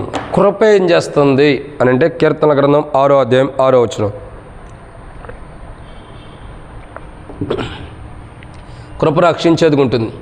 కృపాకాలం ఎలాంటిదంటే రక్షించేది ఉంటుంది. ఏ స్థితిలో ఉన్నవారిని రక్షిస్తుంది అని అంటే, ఏ స్థితిలో ఉన్న కృప రక్షిస్తుంది అంటే మొట్టమొదటి బాధలు ఉన్నవారిని రక్షిస్తుంది. రేపటి దినాన్ని మన ఆత్మ బాధపడకుండా ఉండటానికి కూడా మనల్ని రక్షిస్తుంది. ఇప్పుడు బాధ నుండి తర్వాత రేపటి దినాన్ని మనం బాధపడకుండా ఉండటానికి కూడా సమయం ఇస్తుంది. ఇది కృపాకాలం కాబట్టి సమయం ఇస్తుంది సరి చేసుకోవడానికి. అలా మనం బాధపడకూడదని, మనలో ఉన్న బలహీనతలు సరి చేసుకోమని సమయం ఇస్తుంది. 2 కృపాకాలం ఏ స్థితిలో ఉన్న వారిని కృప రక్షిస్తుందంటే, రెండో మాట, నేను మూలుగుచు అలసి ఉన్న వారిని ఏమంటాడు? నేను మూలుగుతూ అలసి ఉన్నాను. సో ఎవరైతే అలసిపోయి ఉండారో, మూలుగుచు అలసిపోయి ఉండాడంట. ఎవరైతే మూలుగుచు అలసిపోయి ఉండారో అటువంటి వారిని కృప ఏం చేస్తుంది? రక్షిస్తుంది. మీరు అర్థం చేసుకోండి, అలసిపోవటం అంటే ఒక 10 కిలోమీటర్లు మనం పరిగెట్టాలి. కానీ 1 కిలోమీటర్ 2 కిలోమీటర్లు పరిగెత్తిన తర్వాత అలసిపోతాం. ఎందుకని? నడవలేని శక్తి వచ్చింది. శక్తి కాదు, నడవలేని స్థితి వచ్చింది. శక్తి కాదు, స్థితి వచ్చింది. ఎక్కువ దూరం మనం నడవలేం. సో నడవలేనప్పుడు ఏమైంది? మనలో ఉన్న శక్తి పోవటం ద్వారా మనం ఏమవుతాం? అలసిపోయామని అర్థం. మానవుడిలో ఉన్న శక్తి పోవటమే మానవుడు అలసిపోయినట్టు. సో అలసిపోయిన స్థితిలో ఉన్నప్పుడు ఇక ముందరికి వెళ్ళలేం మనం. సో బైబిల్ ఏమని చెబుతుందంటే, దేవుని యొక్క వాక్యం నా మూలుగును అలసి ఉన్నవి అంటే అర్థం ఏంటి? నేను మూలుగుచు అలసి ఉన్నానంటే అలసిపోయి ఉంటాడని అర్థం. ఇక అలసిపోయి ముందలకు అడుగేలేని స్థితిలో, ఓ రకంగా చెప్పాలంటే అలసిపోయాడంటే దేని కొరకు పరిగెడుతున్నాడు? బైబిల్ రాయబడుతూ వచ్చింది. మరి మొదటి పేతురు రాసిన పత్రిక 5వ అధ్యాయం 8వ వచనం చూసినట్టయితే, గర్జించు సింహాలే సాతాను వెనక నుండి వస్తున్న అనుభవం, వెనక నుండి కాదు, గర్జించు సింహాలే సాతాను వస్తున్నదని చూస్తున్నాం. ఒకవేళ సింహము గర్జించు సింహాలే సాతానుడు వెనక నుండి వస్తున్నాడేమో. సో సాతానుని తప్పించుకోవడం పరిగెడుతూ అలసిపోయి ఉండొచ్చు. లేదంటే ఆనాడు ఫిలిప్తీయుల చేతిలో నుండి ఇశ్రాయేలు పారిపోయేటప్పుడు అలసిపోయిన అనుభవాలు ఉన్నాయి. చాలామంది అనేక కోణాలు, శత్రువుని బట్టి కానీ, సాతాను బట్టి కానీ, మనుషులను బట్టి కానీ పరిగెత్తే పరుగులో అలసిపోయి మనం ఉండొచ్చు. సో అలసిపోయిన ద్వారా ఏమవుతుంది? ఎక్కువ దూరం పరిగెట్టలేం. మనం పరిగెత్తలేనప్పుడు మన వెనకాల ఉండవాడు ఏం చేస్తాడు? అలసిపోయిన మనల్ని. మీరు ఎప్పుడైనా జింక పులి వేట ఎప్పుడైనా చూసారా? జింక పులి వేట ఎప్పుడైనా చూసాడా? నేను కూడా చూడలేదు. చూస్తే ఇక్కడ ఉండేవాడిని కాదు, ఎప్పుడో పోయేవాడిని. ఆ జింక పులి ఆ జింకను వదిలేసి నన్ను తినేసేది. నేను చూడలా. మరి ఎక్కడ చూసాం? టీవీలో చూసాం, ఆయా డిస్కవరీ దాంట్లో ఛానల్లో చూసి ఉంటాం. రియల్గా చూస్తే బతికెందుకు ఉంటాం? ఆ సింహం జింకను వదిలిపెట్టి మన దగ్గరికి వచ్చేది మనల్ని తింటానికి. కాబట్టి మనం చూడలా, ఏదో డిస్కవరీ దాంట్లో చూస్తాం. ఎట్లా? ఏదైనా జింక ఉందంటే దాని వెనకాల పులి కానీ సింహం కానీ పరిగెడుతుందంటే అది సాధ్యమైనంత తన ప్రాణాన్ని రక్షించుకోవడానికి ఎక్కడెక్కడికో పరిగెట్టిద్ది. చివరికి పులి కానీ వదలకపోతే, దానికి కూడా స్థలం దొరకకపోతే ఏమైద్ది? దానికి స్థలం దొరకపోయినా దాక్కోవడానికి, లేదా పులి తన వెంట పరిగెడుతూ ఉంటే అలిసిపోయిన స్థితిలో ఏమైపోయింది? ఇక చచ్చిపోవటమే. పరిగెట్టింది, పరిగెడతానికి శక్తి లేదు, దాక్కోవటానికి అవకాశం లేదు. మరి ఏమైతే అప్పుడు? పులి వచ్చింది, దామ్మా నోట్లోకి అని చెప్పిద్ది, సగ్గా తీసుకుని తిని పడేసింది. అంతే కదా. అలిసిపోయినాడికి ఏం జరిగిద్ది? నష్టమే జరుగుతుంది, లాభం లేదు కదా. అలిసిపోయినాడికి నష్టమే జరుగుతుంది. సో ఇక్కడ అర్థం చేసుకోవాల్సిన విషయం ఏంటంటే, నేను మూలుగుచు అలిసి ఉన్నానని భక్తుడు అంటున్నాడు. సో మూలుగుతూ అలిసిపోయినటువంటి మానవుణ్ణి తన ప్రాణానికి నష్టం రాకుండా, తనకే కిడి రాకుండా, తనకే నష్టం రాకుండా ఉండటానికి అలిసిపోయినటువంటి మనుషుణ్ణి ఈ కృప ఏం చేస్తుందంటే రక్షిస్తుంది అలిసిపోయిన మనుషుని. ఎలా రక్షిస్తుందంటే అద్భుతమైన రీతిలో అనేక కోణాలను రక్షించేదుకుంటుంది. దావీదు ఒకనొక సందర్భంలో ఒక రాజు దగ్గరికి వెళ్తే, దావీదును ఒక రాజు దగ్గర పట్టుకుపోతే ఒక అతని దగ్గరికి, ఒక అధిపతి దగ్గరికి, అధికారి దగ్గర పట్టుకుపోతే, సౌలు యొక్క అల్లుడైనప్పటికీ రాజైన దావీదు ఎలా ఉంటాడు తెలుసా? నోటేమంటే నురుగు గార్చుకుంటూ, పెదాల మీద నురుగు గార్చుకుంటూ పిచ్చోళ్ళలాగా ఉంటాడు. అప్పటికి అలసిపోయాడు. మామను బట్టి కానీ, అనేక మందిని బట్టి కానీ, శత్రువులు బట్టి అలసిపోయి ఉన్నాడు. అలసిపోయిన దావీదు పట్టుబడుతున్న సందర్భంలో ఏం చేస్తున్నాడు? నోటేమంటే నురుగు గార్చుకుంటూ ఉంటాడు. వీడు అసలు నిజమేనా? గొల్యాదుని చంపినవాడేనా? వీడని కాదు. కానీ దేవుని కృపను బట్టి మనం మాట్లాడుకునే మాట ఏంటంటే, ఏమంటా వీడని కాదు కానీ అసలు ఇతను దావీదేనా? గొల్యాదుని చంపినవాడేనా? సౌలు యొక్క అల్లుడేనా? ఇట్టంటే ఇట్లా ఉన్నాడు. నోరేమంటే నురుగు ఖర్చుకుంటున్నాడు, పెదేలంటే నురుగు గారుతుంది. ఓ పిచ్చోడిని తీసుకొచ్చి గొల్యాదుని చంపినవాడని నాకు చెబుతారండి, పట్టుబండి నుంచి అంటాడు. కృప ఆ రీతిలో రక్షించింది. అనుకోని రీతిలో అలిసిపోయిన స్థితిలో ఉన్నప్పుడు, శత్రువులు మనం పట్టుకోవడానికి వచ్చినప్పుడు, శత్రువు చేతులకు మనం చిక్కబడుకోకుండా కృప ఎలా ఉంటుందంటే ఏదో ఒక రీతిలో అలిసిపోయిన మనల్ని రక్షించేది ఉంటుంది. దావీదు అలిసిపోయిన స్థితిలో కృప రక్షించేందుగా ఉంటుంది. ఈరోజు మనం అర్థం చేసుకోవాల్సిన రెండో అంశం ఏంటంటే, కృప రక్షించేది ఉంటుంది అలిసిపోయిన వారిని. మొట్టమొదటిగా బాధ కలిగిన వారిని రక్షిస్తుంది, వారి బాధల్లో నుండి. రెండవదిగా మనం బాధపడకుండా ఉండటానికి కూడా సమయం ఇస్తుంది. మనం రక్షిస్తుంది. నరకంలో మనం బాధపడకుండా ఉండటానికి కూడా, మన జీవితంలో బలహీనత ఉంటే సరి చేసుకోవడానికి సమయం ఇస్తుంది. 2, మూలుగుచు అలిసిపోయిన వారిని, అలిసిపోయినటువంటి మనుషుడికి కృప ఏం చేస్తుంది? ఈ కృపాకాలం, భూమి మీద కృపాకాలం ఉంటుందరా, అలిసిపోయిన మానవుణ్ణి రక్షిస్తుంది. ఏదో ఒక రీతిలో రక్షించి తనకు అలసట తీర్చి తనకు ఆహారం పెట్టి మరలా జీవాన్ని ఇస్తుంది. మీరు ఏలియా గురించి కూడా చూడొచ్చు. ఏలియా గురించి చూస్తే శక్తికి మించిన ప్రయాణం ఉంది. తిన్నదాంతోనే పరిగెట్టుకుంటూ వెళ్తున్నాడు. ఎందుకు? అలసిపోతున్నాడు. అయినా శక్తికి మించి ప్రయాణంలో దేవుడు తన ఆశీర్వదిస్తున్న అనుభవాన్ని మనం చూస్తూ వస్తున్నాం. ఏలియాని శక్తికి మించిన ప్రయాణం. సో బైబిల్ చెప్పేటటువంటి మరొక కోణం ఏంటంటే, రెండవదిగా కృప అలసిపోయిన వారిని రక్షిస్తుంది. ఈ లోకంలో ఎన్నో విషయాల్లో అలసిపోయిన మన ప్రాణం అయిపోతుంది, మనం నష్టపోతున్నాం, మన కీడొచ్చేస్తుంది, మన బాధ వస్తుంది అనుకున్న స్థితిలో, నా స్థితి అయిపోయింది అనుకుని అలసిపోయినప్పుడు అన్ని విషయాల్లో, దుఃఖాన్ని బట్టి అలసిపోయావా, బాధను బట్టి అలసిపోయావా, మానసికమైన వేదన బట్టి అలసిపోయావా, కష్టాలను బట్టి అలసిపోయావా, అవమానాన్ని బట్టి అలసిపోయావా, దేన్ని బట్టి అలసిపోయి ఉండవో దాంట్లో నుండి కృప రక్షిస్తుంది. ఇది 2. మూడో విషయాన్ని చూద్దారండి. కీర్తన గ్రంథం 6వ అధ్యాయం 7వ వచనం. కీర్తనల గ్రంథము 6వ అధ్యాయం 7వ వచనం.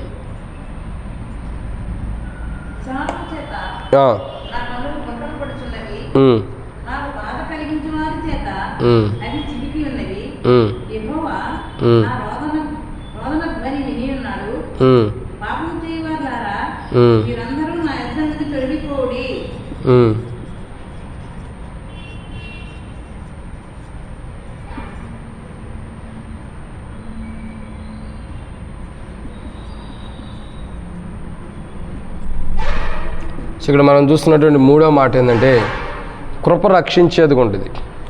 ఎక్కడి నుండి రక్షిస్తుందంటే విచారము కలిగిన వారిని క్షమించండి, కృప ఏ స్థితిలో ఉన్న వారిని రక్షిస్తుంది? మొట్టమొదటిగా బాధల్లో ఉన్న వారిని రక్షిస్తుంది. 2 మూలుగుచు అలసిపోయిన వారిని రక్షిస్తుంది. ఏ స్థితిలో అంటే 1 బాధలు ఉన్నాడు, 2 అలసిపోయి ఉన్నాడు.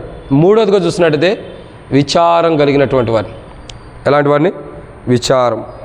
సో ఇక్కడ మనం అర్థం చేసుకోవాల్సిన విషయం అంటే విచారము కలిగినటువంటి ప్రజలను ఏం చేస్తుంది? కృప రక్షించేది ఉంటుంది. సో విచారం కలిగిన వారిని ఏం చేస్తుందంటే కృప రక్షిస్తుంది. చాలామంది విచారంలో ఉంటారు. విచారం అంటే అర్థం ఏంటి? విచారం అంటే అర్థం ఏంటి అక్క? ఏదో ఆలోచనలు ఉంటారు, ఏదో బాధతోనో దుఃఖంతోనో కృంగిపోయిన స్థితిలో ఉంటారు. బాగా విచారంగా ఉండమంటే అర్థం ఏంటి? విచారంగా ఉండమంటే ఏదో బాధలో దుఃఖంలో ఉండవని అర్థం, లేదా కృంగిపోయిన స్థితి అని అర్థం. ఏమండి? మానవుడు ఏదైనా స్థితిలో కానీ బాగా దుఃఖంతో ఉంటాడని అర్థం. సో బాగా విచారంగా ఉండవు ఏందని అంటే అర్థం ఏంటి? బాగా దుఃఖంతో ఉంటాడు. సో బాగా దుఃఖంతో విచారం కలిగినటువంటి మనుషుల్ని కృప ఏం చేస్తుందంటే రక్షించేది ఉంటుంది. కృప రక్షిస్తుంది కొంత. ఈ కృపాకాలం ఎలాంటిదంటే విచారం గుండా దిగులు, ఒక రకంగా చెప్పాలంటే దుఃఖం అనే దానికంటే కూడా దిగులుతో ఉన్నటువంటి వారిని కృప ఏం చేస్తుంది? రక్షిస్తుంది. దిగులుతో ఉండేవాళ్ళు ఏమవుతారు? ఆ దిగులను బట్టి మంచాన్ని పడేవాళ్ళు ఉంటారు. ఆ దిగులను బట్టి ప్రాణాన్ని కోల్పోయేవాళ్ళు కూడా ఉంటారు. మనం సర్పం విషయంలో చూస్తే ఒక త్రాసుబాము ఉందనుకోండి, ఒక త్రాసుబాము ఉంటుంది. ఈ త్రాసుబాము ఎలాంటిది తెలుసా? ఒక వ్యక్తి మీద పగబట్టిందంటే అది కాటేసేదాకా కూడా భోజనం చేయదంట, పానం దిగదంట. అంటే ఏదో తినే ఉంటాయి కదా, తినకుండా ఉండిద్దంట. ఇంకా అది ఏం చేసిద్దంటే ఆ వ్యక్తి మీద ఉన్న కోపంతో తన తోక తానే కొరుక్కుంటూ వచ్చేసిద్దంట, కొరికేసుకునిద్దంట. రోజు ఎంత కొరికేసుకునిద్దంటే చివరికి ఆ మనిషి దొరకపోతే తనను తానే చంపుకునే అంతగా కొరికేసుకునిద్దంట. ఒక మనిషి మీద పగబట్టినప్పుడు, ఆ మనిషిని చంపినప్పుడు పెద్దలు చెబుతూ వచ్చేవాడు నాకు మా గ్రామంలో. ఎందుకంటే అనేక విషయాలు చెప్తూ వచ్చారు. ఇక్కడ అటువంటి అనుభవం ప్రాముఖ్యం ఉంది. ఎందుకు? అది విచారంగా ఉంది, బాధతో ఉంది, దుఃఖంతో, ఏమంటారు, బాధ కానీ ఇంకా చెప్పాలంటే అనేక రకమైన విషయాల్లో ఉంది. అటువంటి స్థితిలో ఉన్నప్పుడు, అటువంటి దుఃఖంతో ఉన్నప్పుడు, అటువంటి బాధతో ఉన్నప్పుడు, అటువంటి వేదనతో ఉన్నప్పుడు విచారంగా ఉండిద్దంట. ఎందుకు? అది ఒక రకంగా చెప్పాలంటే నలిగిపోయిన స్థితిలో ఉండి ఒక బాధతో ఎదురు చూస్తుంది, ఒక దుఃఖంతో ఎదురు చూస్తుంది. దాని స్థితిగతులు మనం చూసినట్లయితే విచారణ కలిగి ఎందుకు ఉంటుంది? ఒక వ్యక్తిని కాటేయలేకపోతున్నందుకు తనలో తాను కృంగిపోయి ఉంటుంది. కృంగిపోయిన స్థితిలో తనను తానే నష్టపరుచుకుంటుంది. ఈ లోకంలో తనకు తాను నష్టం తెచ్చుకుంటూ తనను తాను నష్టపరుచుకుంటున్నటువంటి మానవులకి ప్రభు యొక్క కృప విచారం కలిగి తను తాను నష్టపరుచుకున్న వారిని దేవుని కృప ఏం చేస్తున్నట్టు రక్షిస్తుంది. రేపటి దినాన తను తాను నష్టపరుచుకోకుండా ఉండటానికి దేవుని కృప భూమి మీద ఉంటుంది. ఇప్పుడు తనను తాను నష్టపోకుండా దేవుని కృప కాపాడుతుంది. తర్వాత రేపటి దినాన మనంతటా మనం నష్టపోకుండా దేవుని రాజ్యం నుండి కోల్పోయి నరకంలోకి వెళ్ళిపోయి నష్టపోకుండా దేవుని రాజ్యాన్ని నష్టపోకుండా ఉండటానికి కూడా కృపాకాలం భూమి మీద ఉంది. ఈ కృపాకాలం భూమి మీద ఉంటుందా ఏదైతే దేవుని రాజ్యాన్ని మనం నష్టపోతున్నామో, ఏదైతో దేవుని రాజ్యాన్ని కోల్పోతున్నామో తిరిగి సమకూర్చుకోవడానికి ఒక అవకాశం ఇస్తుంది ఈ కృపాకాలం. విచారంతో ఉన్న వారికి కృపాకాలం ఏం చేస్తుంది? రెస్ట్ ఇస్తుంది. విచారంతో ఉన్న వారికి విచారం తీసివేస్తుంది. ఏ స్థితిలో ఉంటారంటే విచారంతో ఉంటారు. ఏదో ఒక విచారంతో బాధపడి దుఃఖపడి తను తాను నష్టపరుచుకునే స్థితిలో దిగులుతో ఉన్నటువంటి వ్యక్తిని, విచారం అంటే దిగులే, ఆ దిగులుతో ఉన్నటువంటి వ్యక్తికి ఆ దిగులు తీసివేసి ఏం చేస్తుంది? రక్షిస్తుంది కృప. అదే రీతిలో నరకానికి వెళ్ళి దిగులుతో ఉండకోకుండా, అక్కడ దిగులు కలిగి మనం బాధపడుకోకుండా ఉండటానికి ఇక్కడే ఆ దిగులును కూడా తీసేసుకోవడానికి కృపాకాలం భూమి మీద సమయం ఇస్తుంది. మనం దిగులుతో ఉండకూడదు. అయ్యో ఏం జరుగుతుంది, ఇదేంటి, ఎట్టవుతుంది, అట్టవుతుంది, నేను అట్టెందుకు వచ్చానని రేపటిదైనా నరకంలో దిగులు పడుకోకుండా ఉండటానికే కృపాకాలం భూమి మీద ఉంది. ఆ దిగులు నుండి తీసివేసి ఒక మంచి మార్గంలో సంతోషకరమైన జీవితాన్ని ఇవ్వడానికి కృపాకాలం భూమి మీద ఉంది. సో మన జీవితాలు ఏంటంటే విచారణ కలిగిన వారిని ఈ లోకంలో దేన్ని బట్టి అని విచారిస్తుంటే దాని నుండి రక్షిస్తుంది కృపాకాలం. రేపటి దినాన నరకానికి వెళ్ళి విచారపడుకోకుండా, అక్కడ విచారంగా ఉండకుండా, దిగులుతో ఉండకోకుండా ఇక్కడే ఆ దిగులను కూడా తీసివేసుకోవడానికి సమయం ఇస్తుంది. అదే కృపాకాలం. ఇప్పుడు మనం కృపాకాలంలో ఉంటామంటే ఆ దిగులు, ఆ బాధ పోగొట్టుకోవడానికి దేవుడు సమయం ఇస్తున్నాడు. ఇచ్చిన సమయాన్ని వాడుకోకపోతే ఈ కృపాకాలాన్ని ఇంటికి వెళ్ళేదాకా ఉంటాం లేదు. తర్వాత ఏమైంది? అసలైన ప్రదేశంలో దిగులు పడాలి. ప్రభా, నేను ఈరోజే ఈ లోకం విడిచా. ఇక ఆత్మ పోయిన తర్వాత అనుకుంటాం, శరీరాన్ని విడిచిన తర్వాత అందరూ చేడుతారు, సాక్ష్యాలు చెబుతూ ఉంటారు, పాటలు పాడేవాళ్ళు పాడుతూ ఉన్నప్పుడు మనకేమనిపించింది తెలుసా? అయ్యో ప్రభా, నేను ఆ యొక్క వాక్యం నేను ఆ శరీరంలో ఉన్నప్పుడే నాలో ఉన్న దిగులు, విచారణ అంతా కూడా నీ మీద పడేస్తే, ఆ దిగులు మొత్తం తీసేసుకున్నట్లయితే నేను రేపటి నరకానికి వెళ్ళకుండా దేవుని రాజ్యంలో బాగుండేవాడిని. ఏదో ఒకటి మనం వెంటాడినప్పుడు దాన్ని బట్టి దిగులుతో మనం నరకానికి వెళ్తాం. ఎందుకు? ఏదో బాధ ఉంది, దుఃఖం ఉంది, లేదా ఏదో తప్పు ఉంది. మనలో ఉన్న దిగులంతా తీసేసుకోలేదు. దాన్ని బట్టి విచారణ వచ్చింది. విచారంగా ఉండడానికి కారణం ఏంటంటే దిగులు. ఆ విచారణ మనలో నుంచి పోవాలి. అది పోవటం కొరకు, అది తీసేయడానికి కృపాకాలం ఉంది. దాని నుండి మనం నరకంలో కూడా విచారణ కలిగి మన బలహీనతను బట్టి నరకంలో కూడా విచారించబడుకోకుండా, విచారంగా ఉండకోకుండా ఉండటానికే ఇక్కడ కృపాకాలం మనకి ఇవ్వబడుతూ వచ్చింది. ఇదన్నమాట 3. 4వ విషయాన్ని చూద్దానండి, సమయం చాలా అయిపోయింది. 4వ మాట, కీర్తనల గ్రంథం 6వ అధ్యాయం 3వ వచనం, క్షమించండి 2వ వచనం. కీర్తనల గ్రంథం 6వ అధ్యాయం 2వ వచనం. యెహోవా, నేను కృషించి ఉన్నాను, నన్ను కరుణించుము. యెహోవా, నా ఎముకలు అదురుచున్నవి, బాగు చేయము. చాలా. కాబట్టి ఇక్కడ రాయబడిన మాట ఏంటంటే,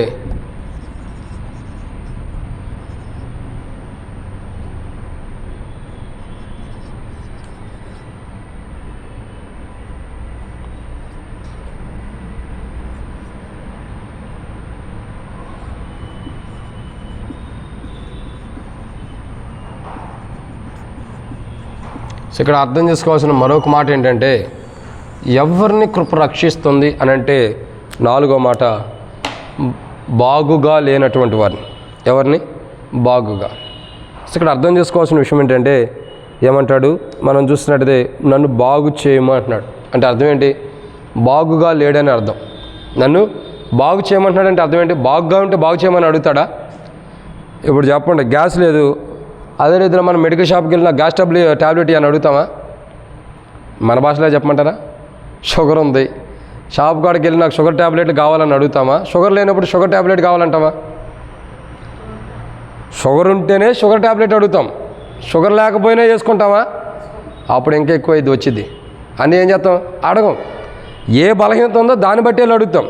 ఇక్కడ భక్తుడు నన్ను బాగు చేయమన్నాడు అంటే అర్థం ఏంటి? బాగుగా లేడని అర్థం. అదే బాగుగా లేకుండా బాగు చేయమంటాడు. బాగున్నప్పుడు అన్నాడు, అన్నీ బాగున్నప్పుడు ఇంకా బాగు చేయాల్సినంత అవసరం ఏముంది? సో ఇక్కడ అర్థం చేసుకోవాల్సిన విషయం అంటే, బాగుగా లేనటువంటి వారిని కృప రక్షిస్తుంది. వారి జీవితంలో ఏదైతే బాగుగా లేదో, ఏదైతే బాగుగా లేకపోవడాన్ని బట్టి అతడు నష్టపోతున్నాడు, అతను నశించిపోతున్నాడు, అటువంటి వారికి కృప ఏం చేస్తుందంటే రక్షించేది ఉంటుంది. ఏం చేస్తుంది కృప? రక్షించేది ఉంటుంది. జీవితం బాగాలేదా? రక్షిస్తుంది. విశ్వాస జీవితం బాగాలేదా?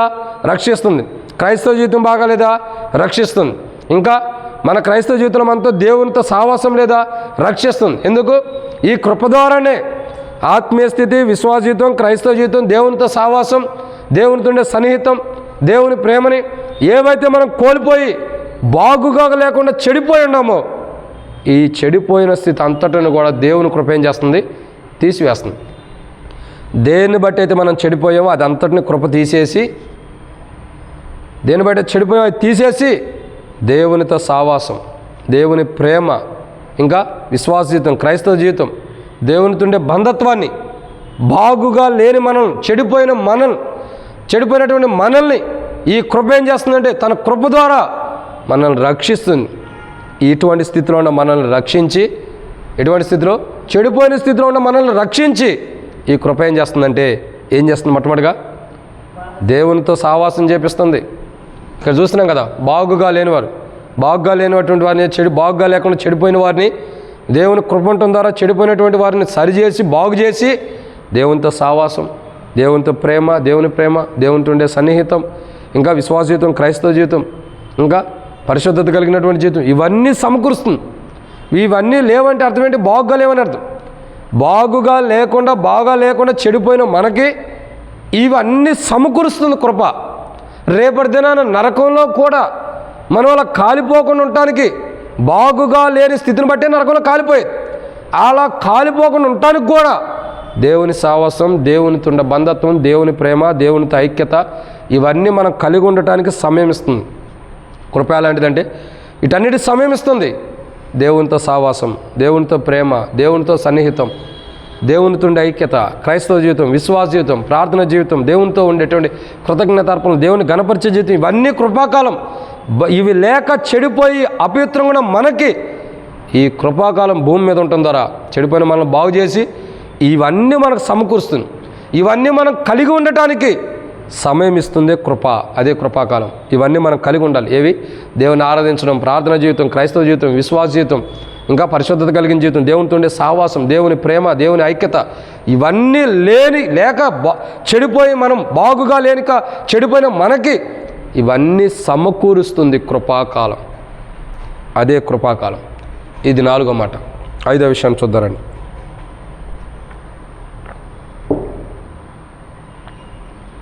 కీర్తనల గ్రంథం 6వ అధ్యాయం 5వ మాట. కీర్తనల గ్రంథం 6వ అధ్యాయం 2వ వచనం.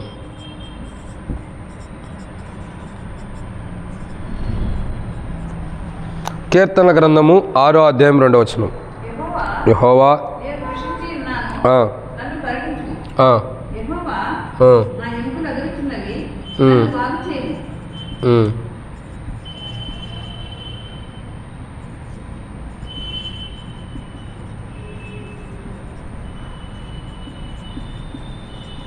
సో ఇక్కడ మనం చూస్తున్నటువంటి 5వ మాట ఏంటంటే కృప ఏం చేస్తుంది అని అంటే కృషించిన వారిని, ఎవరిని?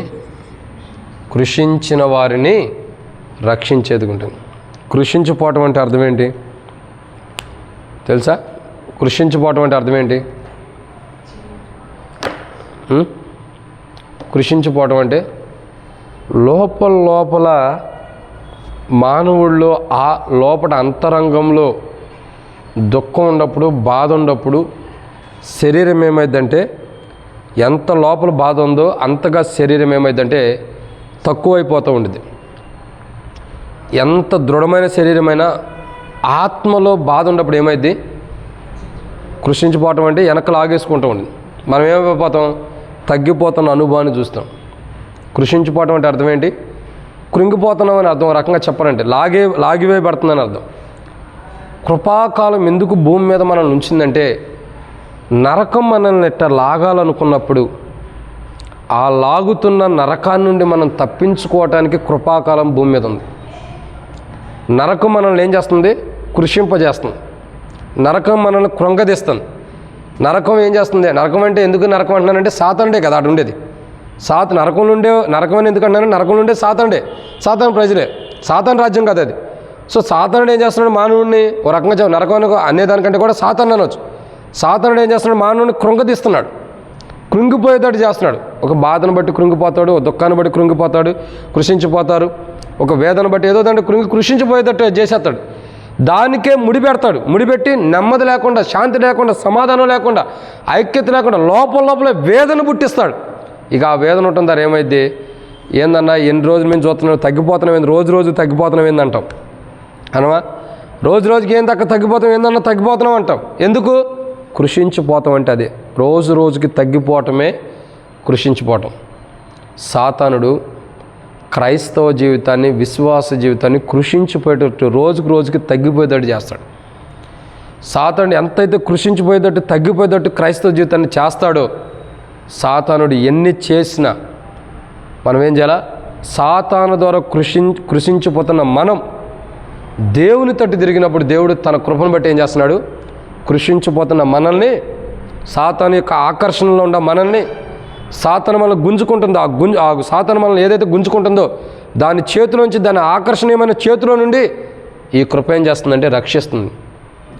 సాతాను ద్వారా ఆకర్షించబడి కృషించిపోతున్న వారిని కృప ఏం చేస్తుందంటే రక్షిస్తుంది. ఇక్కడ కృషించిపోతున్న వారే కాదు, రేపటి దినాన నరకంలో కూడా కృషించిపోకుండా సాతానుడు నరకానికి తీసుకెళ్ళటానికి మనల్ని లాగుతూ ఉంటాడు.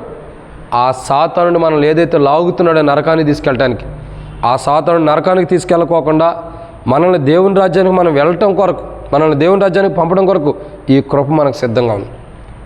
ఈ కృప ద్వారానే రేపటి దినాన నరకానికి వెళ్ళి మనం కృషించిపోకుండా, నరకంలో కృషించిపోయిన అనుభవాలు ఉండకోకుండా కాపాడబట్టడానికి కృపాకాలం ఇంకా మనకు సమయం ఇస్తుంది. కృపాకాలంలో ఉండమంటే అర్థమేంటి తెలుసా? మనం కృషించిపోకుండా ఇంకా సరి చేసుకోవాల్సినవి కొన్ని ఉన్నాయి. కృషించిపోతున్నాం, కానీ కృషించిపోతున్న మనము సరి చేసుకోవాల్సినవి కొన్ని ఉన్నాయి. భక్తుడు అంటాడు, నన్ను కరుణింపమయ్యా అంటాడు. నేను కృషించిపోతున్నాను, కరుణించు.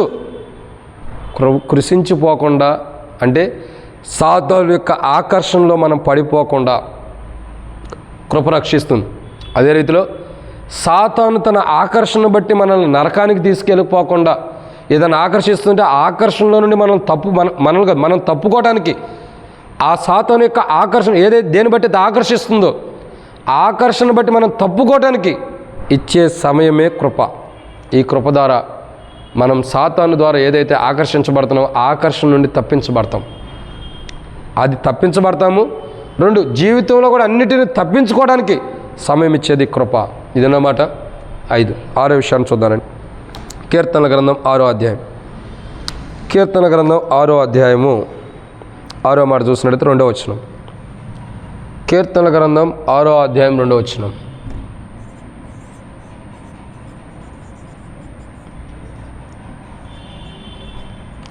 కీర్తనల గ్రంథము 6వ అధ్యాయం 2వ వచనం.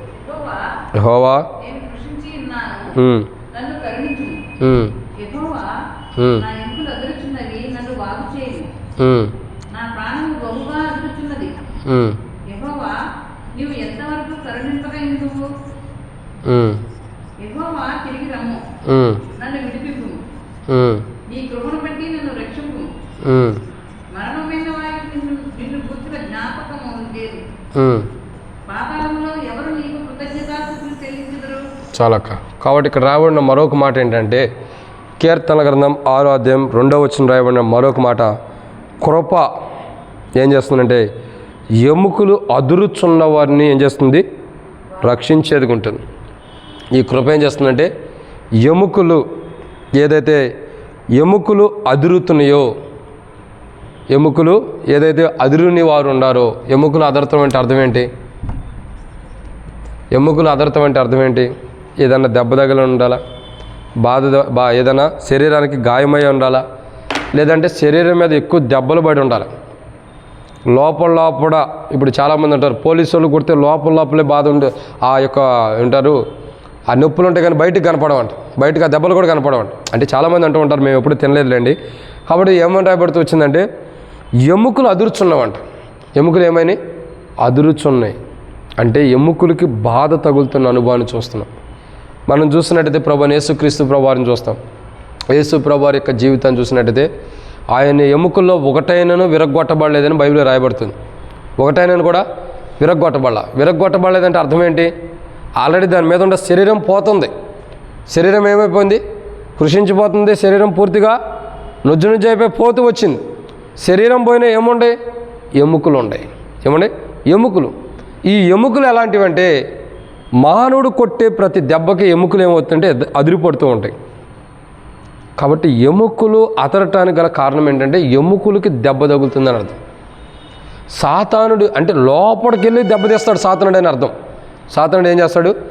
లోపలికి ప్రవేశించి, సో మన లోపల ప్రవేశించి మనల్ని ఏదైతే బాధపరుస్తాడో సాతానుడు, ఆ బాధ నుండి కూడా ఎముకలు అదురుచున్నామంటే మన ఎముకలు ఏదైతే అదిరిపోతున్నాయో అదిరిపోతున్న ఎముకల యొక్క బాధ నుండి కూడా రక్షిస్తాడు రక్షిస్తుంది కృప. ఏం చేస్తుంది కృప? ఎముకలు అదురుచున్న వారిని రక్షిస్తుంది. అంటే ఎముకలు ఎందుకు అదురుచున్నాయి? దెబ్బలు తినటం ద్వారా, కొట్టడం ద్వారా కానీ అదిరేది. ఎవరైనా బాగా గుద్దబట్టు, ఎవరైనా లేకపోతే బాగా ఇంకేదైనా కొట్టబట్టు, కర్రబెట్టు, ఇంకో దాన్ని బట్టి కొట్టబట్టేగా ఈరోజు ఎముకలు ఎందుకు ఇరిగిపోతాయి? ఇప్పుడు ఎవరైనా కొట్టబట్టేగా చేయో కాలు ఇరిగేది, లేదా ఇరిగిద్దా? ఇరగదు. అంటే యాక్సిడెంట్ మీద జరిగితే అవన్నీ వేరులేండి. మామూలుగా ఎవరైనా కొడితేనే కదా. ఎప్పుడైనా చేతులు ఇరిగినాయి అక్క? ఇరిగినాయి మీకు ఎప్పుడన్నా? అయ్యో పాపం ఎవరు కొట్టలా, మంచిదైతే. కాబట్టి ఎముకలు ఎందుకు ఇరుగుతాయి? మా ఊరిలో ఒక సహోదరి ఉంది. ఆమె భర్త బాగా తాగొచ్చాడు.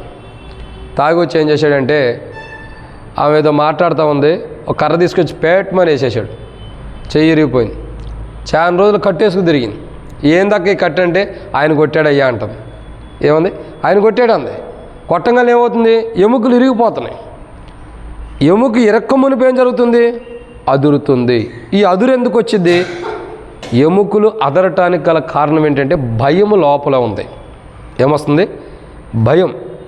ఒక వ్యక్తి ఎప్పుడు అదురుతూ ఉంటాడు, అదరటం కానీ బెదరటం కానీ ఎప్పుడు ఉండిద్ది? భయం ఉంటే అప్పుడే కదా. ఎముకలకు కూడా భయం వచ్చేస్తుందంట.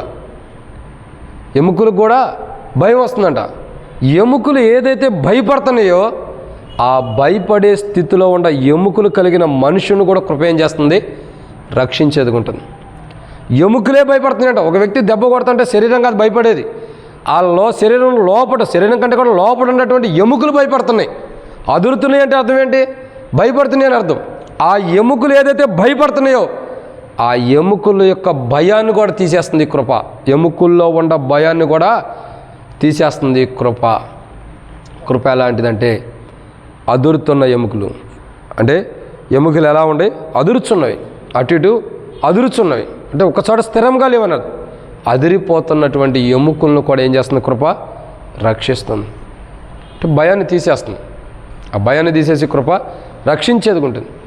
సో ఈరోజు మనం భయపడాలి దేనికొనుకుంటే మన ఆత్మ నరకంలో కాలిపోయిద్దా, లేదంటే ఇక్కడిటు భయపడే మన ఎముకలు రక్షిస్తుంది కృప. రేపటిదైనా నరకంలో కూడా మనం కాలిపోకుండా అక్కడికి వెళ్ళి భయపడకూడదు. సో నరకాన్ని బట్టి భయపడకూడదు. ఆ నరకం నుండి మనం తప్పించబట్టడానికి ఏం చేయాలా?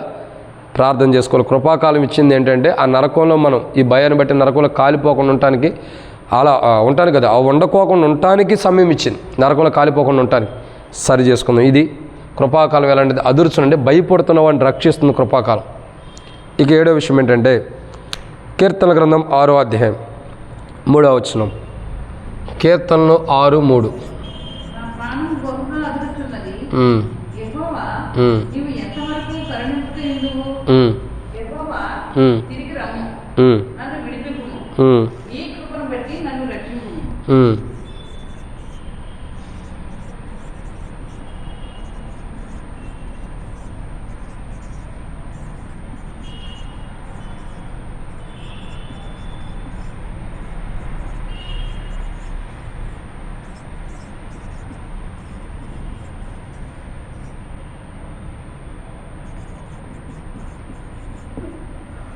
కృప ఎలాంటిదంటే రాయబడిన 7వ మాట, రేపు స్కెచ్ ఒకటి తీసుకురాడన్న. కృప ఎలాంటిదంటే ఇక్కడ రాయబడిన మాట ప్రాణమును, ఇది ఇంకోటి ఉండాలనుకోండి చూడండి, అది కూడా ఏమన్నా ఉందని చూడండి. కాబట్టి కృప ఎలాంటిదంటే రాయబడినటువంటి 7వ మాట ప్రాణం బహుగా అదురుచున్న వారిని రక్షిస్తుంది. ఏం చేస్తుంది కృప? ప్రాణం బహుగా అదిరిపోతున్న వారిని, ప్రాణమే అదిరిపోతుందంట. ఎముకలు అదిరిపోతున్నాయంటే అది ఓకే అనుకోవచ్చు. ఇప్పుడు ప్రాణం ఏమవుతుంది? ప్రాణం కూడా అదిరిపోతుందంట. ప్రాణం అంటే ఏంటి? మానవుడికి ప్రాణం ఏంటి? రక్తమే. మానవుడిలో ఉన్న రక్తమే మానవుడి ప్రాణం. బైబిల్లో కూడా రాయబడుతూ వచ్చింది కదా, అతను దేనిది కూడా రక్తం తినొద్దు అంటాడు. ఎందుకని? అది ప్రాణం కాబట్టి. మానవుడిని ప్రాణం కూడా అదిరిపోతుందంటే మానవుడిలో ఉన్న రక్తం కూడా అదిరిపోతుందంట. అర్థమవుతుందండి? ప్రాణం అంటే రక్తమే. ఈ రక్తం ఏం చేస్తుంది? మానవుల్లో ఉన్న రక్తం కూడా అదిరిపోతుంది. ఎందుకు అదిరిపోతుంది? అదిరిపోవటం అంటే భయపడుతుంది అని అర్థం. ఎందుకు భయపడుతుందంటే మొదటి వచనంలో అంటాడు దావీదు భక్తుడు, యెహోవా నీ కోపం చేత నన్ను గద్దింపకము, నీ ఉగ్రతో నన్ను అది అందుకు భయపడుతుంది ప్రాణం. అదిరిపోవడానికి గల కారణం ఏంటి? ఎందుకు అదిరిపోతుందంటే దేవుని కోపాన్ని బట్టి, దేవుని గద్దింపుని బట్టి, దేవుని ఉగ్రతను బట్టి ప్రాణం ఏమవుతుంది? అదిరిపోతుందని. ప్రాణమే భయపడిపోతుంది దేవుని కోపాన్ని చూస్తే. అయితే దేవుని కోపం మన మీద రాకుండా ఉండటానికి ఏ ప్రాణం అయితే దేవుని కోపాన్ని బట్టి భయపడుతుందో ఆ దేవుని కోపం మన మీద రాకుండా ఉండటానికి ఈ కృప ఏం చేస్తుంది? భూమి మీద ఉంది. ఈ కృపాకాలం ఇంకా భూమి మీద ఉందంటే కారణం ఏంటి తెలుసా? దేవుని కోపం మన మీద రాకుండా ఉండటానికి, దేవుని ఉగ్రత మన మీద రాకుండా ఉండటానికి, దేవుని శాపం మన మీద రాకుండా ఉండటానికి కృపాకాలం భూమి మీద ఉండి దేవుని కోపం కానీ, దేవుని ఉగ్రత కానీ, దేవుని గద్దింపు కానీ మన మీదకి రాకుండా ఈ భూమి మీద కాపాడబడుతూ వస్తుంది. ఈ కృప కాపాడుతుంది. ఇదే కృప లేకపోతే ఏనాడో మన ప్రాణం కాలగర్భంలో కలిసిపోయి ఉండేది. ఏ రోజో కాలగర్భంలో కలిసిపోయి ఉండేది. ఈ రోజుకి మనం సజీవులుగా ఉన్నామంటే దేవుని కృపే. ఈ కృప దేవుని కోపాన్ని చూసినప్పుడు మానవుడి ప్రాణం అదురుతున్న స్థితిలో ఈ కృప ఏం చేస్తుంది? రక్షిస్తుంది. నిజంగా చూడండి, దేవుడు తన కోపంతో మన మీద ఉన్నప్పుడు ఈ కృప ద్వారానే అదురుతున్న మన ప్రాణం రక్షించబడుతుంది. ఇప్పుడు ఈ కృప ఎవరు?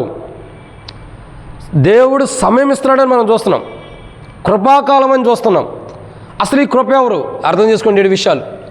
ఇప్పుడు అసలు వర్తమానం అవ్వాల, ఇప్పుడు నుంచి స్టార్ట్ అయ్యేది అసలైన వర్తమానం. ఇప్పుడు దాకా ఇంట్రడక్షన్ ఇది. చూడండి, కృపాకాలం, భూమి మీద కృపాకాలం ఎలాంటిదంటే కృప రక్షించేది ఉంటుంది. ఏ స్థితిలో ఉన్న రక్షిస్తుంది? బాధలు కలిగిన వారిని, మూలుగుచ్చో అలసిపోయిన వారిని, విచారణ కలిగిన వారిని, బాగుగా లేని వారిని, కృషించబోతున్న వారిని, ఎముకలు అదురుచున్న వారిని, ప్రాణం అదురుచున్న వారిని కృప ఏం చేస్తుంది? రక్షిస్తుంది. ఎందుకు ఇలా రక్షించడానికి కృప దేన్ని బట్టి రక్షిస్తుంది? 7 అంతల అనుభవం ఉంది. 7 అంతల అనుభవం గల కారణం ఏంటంటే దేవుని కోపం. దేవుని కోపం ఎందుకు వచ్చింది? దేవుని మాట వినకపోవటం ద్వారా. సో దేవుని మాట వినకపోవటం ద్వారా దేవుని కృప, దేవుని కోపము, దేవుని ఉగ్రత మన మీదకి వస్తున్నప్పుడు ఈ కృపాకాలం భూమి మీద ఉండటం ద్వారా దేవుని ఉగ్రత, దేవుని కోపం మన మీదకి రాకుండా దేవుని ద్వారా బాధ కానీ, మూలుగులు కానీ, ఇంకా అలసిపోయిన స్థితి కానీ, విచారణ కానీ, బాగుగా లేకపోవటం కానీ, కృషించిపోతున్న ఎముకలు అదృతం కానీ, ప్రాణం అదిరిపోతున్న స్థితి నుండి ఇవన్నీ 7 అంతల అనుభవం ఎందుకు జరుగుతుంది? దేవుని కోపం మన మీద ఉంటుంది. ఈ దేవుని కోపం మన మీదకి రాకుండా 7 అంతల అనుభవంలో నుండి కృప మనల్ని రక్షిస్తుంది. ఈ రక్షించే కృప ఏంటి? అర్థం చేసుకోండి. 7 అంతల అనుభవం మన మీదకి రాకుండా దేవుని కృప ఏం చేస్తుంది? రక్షిస్తుంది. దేవుని కోపం ఏంటి? 7 అంతల అనుభవం. దేవుని కోపం మన మీదకి, దేవుని కొరత రావటం ద్వారా 7 అంతల అనుభవంలోకి మనం వస్తున్నాం. ఏమి? బాధించబడుతున్నాము, అలసిపోతున్నాము, విచారణ కలిగి ఉంటున్నాం, బాగుగా లేము, కృషించిపోతున్నాం, ఎముకలు అదురుచున్నాయి, ప్రాణం కూడా అదిరిపోతుంది. ఎముకలు, ప్రాణము, కృషించిపోవటం, బాగలేకపోవడం, విచారణ, ఇంకా మూలుగులు, అలసిపోవటం, బాధ, ఇవన్నిటి కారణం ఏంటి? మనుష్యుడి ద్వారా వచ్చేదానికంటే కూడా దేవుని ద్వారా జరగబోతుంది. అయితే దేవుని ద్వారా జరగబోతున్న ఈ స్థితి నుండి ఈ 7 అంతల అనుభవం దేవుని ద్వారా ఎందుకు మనకు వస్తుంది? దేవుని కోపాన్ని రేపిస్తున్నాం. ఎందుకు? దేవుని కోపం రావటం ద్వారా దేవుడు మనల్ని గద్దించి దేవుని కొరత మన మీద తీసుకొస్తున్నాడు. అర్థమవుతుందండి? ఈ 7 అంతల అనుభవం, బాధ కానీ, అలసిపోవటం కానీ, విచారణ కానీ, బాగుగా లేకపోవడం, కృషించిపోవటం, ఎముకలు అదర్చడం, ప్రాణం అదర్చడానికి గల కారణం ఏంటి? బైబిల్ చెప్పే 7 అంతల అనుభవం. ఆ 7 అంతల అనుభవం మానవుడికి జరగడానికి గల కారణం ఏంటంటే దేవుని కోపం మన మీదకి వస్తుంది. సో దేవుని కోపము 7 అంతల అనుభవం కలిగిన మన మీదకి రాకుండా, 7 అంతల అనుభవంలోకి మనం రాకుండా ఉండడానికి దేవుని కోపం ఏం చేస్తుందంటే, దేవుని కోపాన్ని బట్టి మనం 7 అంతల అనుభవంలోకి రాకుండా ఉండటానికి దేవుని కోపం కాదు, కృప ఏం చేస్తుందంటే మనం రక్షిస్తుంది. ఈ రక్షించేది 7 అంతల అనుభవంలో నుండి మనం రక్షించి దేవుని కోపం కూడా మన మీదకి రాకుండా మనం రక్షించే కృప ఎలాంటిదంటే, యోహాను సువార్త 1వ అధ్యాయం 17వ వచనం. యోహాను సువార్త 1వ అధ్యాయము 17వ వచనం. ధర్మశాస్త్రం మోషే ద్వారా అనుగ్రహింపబడెను, కృపయు సత్యమును యేసుక్రీస్తు ద్వారా కలిగెను. అర్థమవుతుందండి? ఈ కృప ఏంటంటే యేసు ప్రభు ద్వారా కలిగిందంటే అర్థం ఏంటి? ప్రభుదే అని అర్థం. అంటే ఓ రకంగా చెప్పాలంటే ప్రభువే. కృప ఎవరు? ప్రభువే. చూడండి ఎంత విచిత్రమో. దేవుని కోపం, దేవుని ఉగ్రత, దేవుని గద్దింపు మన మీదకి వస్తుంది. ఎందుకు? దేవుని కోపం వస్తుంది ఎందుకంటే మనం దేవుని మాట వినకపోవడం. దేవుని కోపం, దేవుని గద్దింపు, దేవుని యొక్క ఉగ్రత మన మీదకి వస్తే ఏమవుతుంది తెలుసా? బాధించబడతాము, అలసిపోతాము, విచారణ ఉంటాము, బాగుగా ఉంటాము, కృషించిపోతాము, ఎముకలు అది వచ్చి ప్రాణం కూడా అదిరిపోయింది. ఇది ఈ 7 అంతల అనుభవం కారణం ఏంటి? దేవుని కోపము, దేవుని గద్దింపు, దేవుని ఉగ్రత మన మీదకి రావటం ద్వారా. అయితే దేవుని కోపం, దేవుని గద్దింపు, దేవుని ఉగ్రత మన మీదకి వచ్చి ఈ 7 అంతల అనుభవంలో మనం ఉన్నప్పుడు, దేవుని కోపం మన మీదకి వచ్చింది, దేవుని గద్దింపు మన మీదకి వచ్చింది, దేవుని ఉగ్రత మన మీదకి వచ్చినప్పుడు, 7 అంతల అనుభవంలోకి మనం వస్తున్నప్పుడు 7 అంతల అనుభవంలో నుండి దేవుని కోపం, దేవుని ఉగ్రత, దేవుని యొక్క గద్దింపు నుండి తప్పించి ఏం చేస్తుంది? రక్షించేది ఉంటుంది కృప. ఈ కృప ఎవరంటే ప్రభువైన యేసుక్రీస్తు ప్రభువారు. ఎవరు? ప్రభువైన యేసుక్రీస్తు ప్రభువారు. ఈ ప్రభువైన యేసుక్రీస్తు ప్రభు ద్వారా దేవుని ఉగ్రత, దేవుని కోపము, దేవుని యొక్క గద్దింపు మన మీదకి రాకుండా, అవి రాకపోతే ఏమైంది? బాధ ఉండదు, మూలుగులు అలసిపోవటం ఉండదు, విచారణ ఉండదు, బాగుగా లేకపోవటం, కృషించిపోవటం, ఎముకలు ఆదరటం, ప్రాణం ఆదరటం ఉండదు. ఇవి మనకి దేవుని కోపం, దేవుని యొక్క ఉగ్రత, దేవుని యొక్క గద్దింపు మన మీదకి రావడం ద్వారా 7 అంతల అనుభవం మనకు వచ్చింది.